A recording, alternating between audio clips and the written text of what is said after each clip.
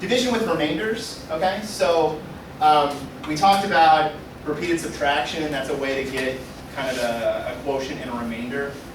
We have this kind of formal thing called the quotient remainder theorem on page 35, and this is a very college level, a theorem is basically a mathematical statement that has a proof. The quotient remainder theorem is actually something we prove in our upper level theoretical based classes. The proof is pretty technical, but the point is that it really encapsulates what's happening when you do division, okay? And you'll notice that when we state theorems formally, we have to do it in a mathematically proper way, which is to use letters instead of numbers, because we want to represent that a statement is true regardless of what numbers you choose, okay? So if you want to divide, I'm going to use the same letters in the book so we don't get confused. If you divide a number capital A by a number little k, the quotient remainder theorem tells you what happens when you do this. And it's not breaking news to anybody. What happens when you do this is you get a quotient and you get a remainder. But often, I think what gets lost is the relationship between these four numbers. You have a dividend, right? This is the proper name for this number A. And you have a divisor, and you have a quotient, and you have a remainder. And there's a relationship between these four numbers. Okay? So divide A by K. There exists unique numbers Q and R, and we pick the letters Q and R for a reason, such that,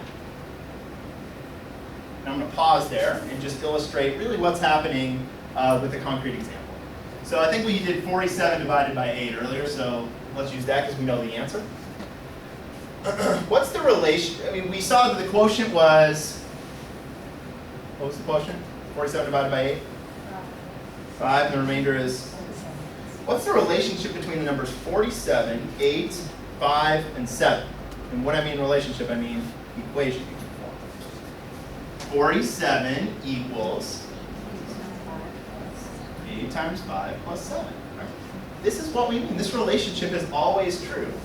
Dividend equals divisor times quotient plus remainder.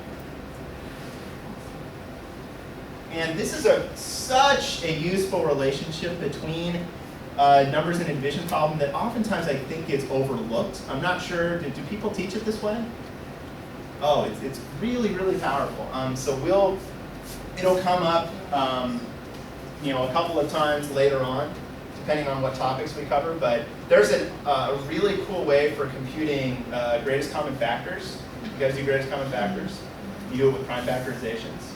There's a great way to compute greatest common factors using long division that uses this idea. So if we have time, we'll do that. It might not be a super essential topic, but it's a really cool topic. So stay tuned for that. So the relationship, again, in letters is dividend A equals divisor K times quotient Q plus R. Now, do I know anything more? Can I say more? When we state and prove a mathematical theorem, we want to state as much as we can.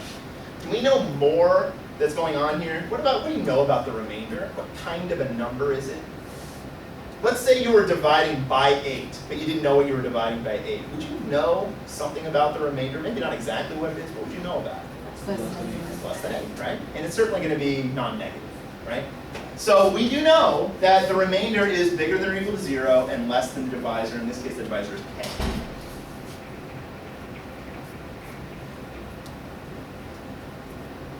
And we're just using inequality to say that this remainder r is bigger than or equal to 0. It certainly can be 0, right? But it's got to be less than the divisor. In fact, this is a really key point that we don't want to overlook, because how do we know when we're wrong when we're doing the long division algorithm with big numbers like Gino referred to earlier? We have to use some estimation, and sometimes we're just flat out wrong.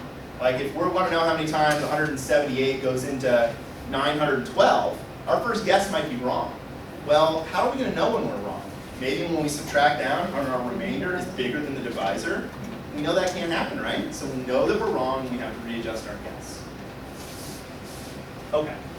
Even though we might not use this idea this second, we're going to come back to it, and it's just a really useful way of thinking about long division. This is what long division is.